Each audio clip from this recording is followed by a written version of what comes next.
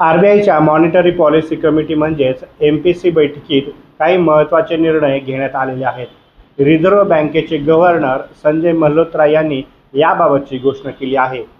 RBI एमपीसीच्या सर्व सदस्यांनी एकमताने व्याजदर कमी करण्याचा निर्णय घेतला आहे. आजच्या कपातीनंतर रेपो दर हा 25 बेसिस पॉईंट्सनी कमी होऊन 6% झाला आहे. ते म्हणाले की 2026 हे व्यावसायिक वर्ष आव्हानांसह सुरू झालं आहे. एमएसएफ दर 6.5% वरून 6.25% पर्यंत कमी झाला आहे. एसडीएफ दर 6% वरून 5.75% पर्यंत कमी करण्यात आलेला आहे.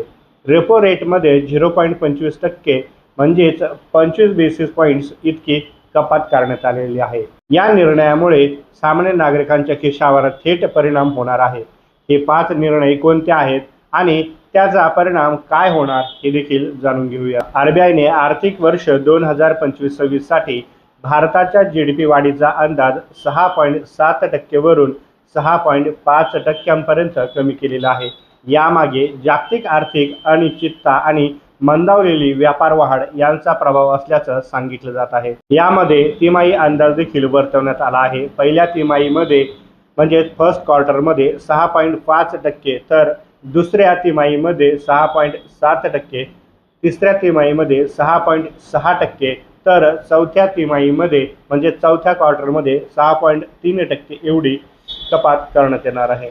आरबीआय गव्हर्नर संजय मल्होत्रा यांनी सांगितलं आहे की जागतिक स्तरावर व्यापारातील आव्हानं, विशेषतः अमेरिकेच्या ट्रम्प प्रशासनाने लादलेले 26% आयात शुल्क यामुळे भारताच्या निर्यातीवर परिणाम होऊ शकतो.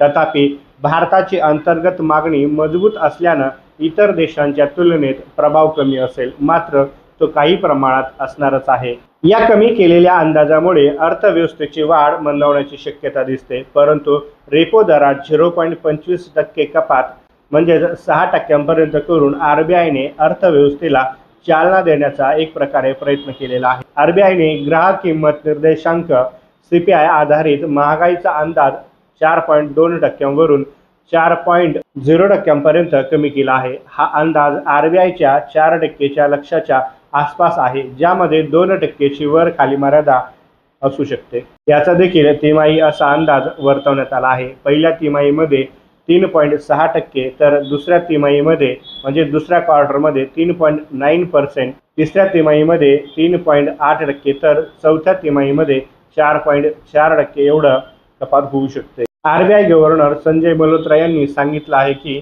अन्नधान्याच्या किमती स्थिर राहिल्याने आणि जागतिक कच्च्या तेलाच्या किमती कमी झाल्याने महागाई नियंत्रणात आहे. तसंच पुरवठा साखळीतील सुधारणा आणि देशांतर्गत मागणी संतुलित राहिल्याने महागाईवर दबाव कमी झाला आहे. महागाई 4%च्या लक्ष्याखाली असल्याने आरबीआयला रेपो दरात 0.25% एवढी कपात म्हणजेच 6% पर्यंत करण्याची संधी मिळाली, ज्यामुळे अर्थव्यवस्थेला आधार मिळेल आणि कर्ज देखील स्वस्त होईल. तथापि चौथ्या तिमाहीमध्ये महागाई ही 4.4% पर्यंत वाढण्याचा अंदाज असल्याने भविष्यात सावधतेचं धोरण स्वीकारले जाऊ शकतं असं देखील म्हटलं जात आहे. आरबीआयने रेपो दरात 25 बेसिस पॉईंट्सची म्हणजे 0.25% एवढी कपात केली आहे, ज्यामुळे रेपो दर 6.25% वरून 6% वर झाला आहे. ही सलग दुसरी कपात आहे जी फेब्रुवारी 2025 नंतर झालेली आहे. एमपीसीने दिलेल्या माहितीनुसार भविष्यात गरज पडल्यास आणखी दर कपात होण्याची शक्यता आहे. आरबीआय गव्हर्नर संजय मल्होत्रांना याबाबत म्हणताना सांगितलं आहे की महागाई 4%च्या लक्ष्याखाली म्हणजेच 3.6% ते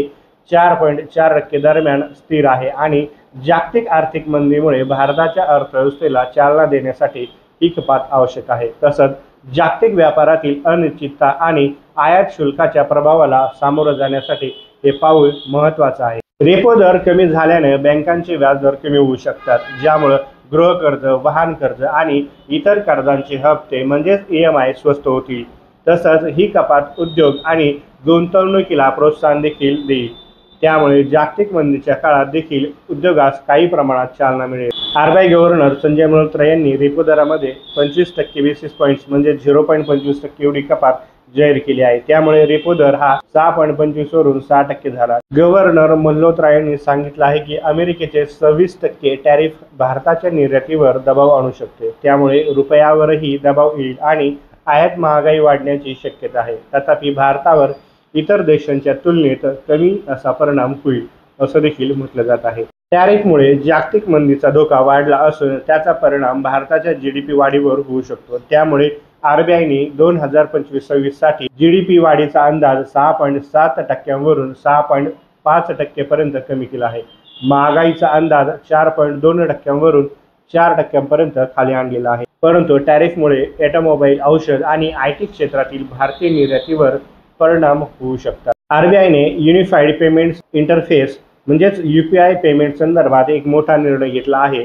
एमपीसी बैठकीत आरबीआयने यूपीआय व्यवहारांच्या मर्यादांमध्ये बदल करण्याचा अधिकार national payments corporation of India म्हणजेच एनपीसीआयला दिले आहे। आता दुकानदारांसाठी P2M म्हणजेच पर्सन टू मर्चंट्स यूपीआय व्यवहारांची मर्यादा ठरवण्याचे अधिकार एनपीसीआयकडे सोपवण्यात आले आहेत। यापूर्वी आरबीआय थेट या मर्यादा ठरवत असे, परंतु आता एनपीसीआयला याबाबत स्वायत्तता मिळालेली आहे। कर म्हणजे टॅक्स, रुग्णालय म्हणजे हॉस्पिटल, प्रारंभिक सार्वजनिक ऑफर म्हणजेच IPO आणि इतर काही विशेष प्रकरणांमध्ये यूपीआयद्वारे 5 लाखांपर्यंतचे व्यवहार करता येणार आहेत। एनपीसीआय आता गरजेनुसार आणि बाजारातील परिस्थितीनुसार यूपीआयच्या व्यवहार मर्यादांवर बदल करू शकेल। त्यामुळे डिजिटल पेमेंट प्रणाली अधिक लवचिक आणि वापरकर्त्यांसाठी सोयीस्कर होईल।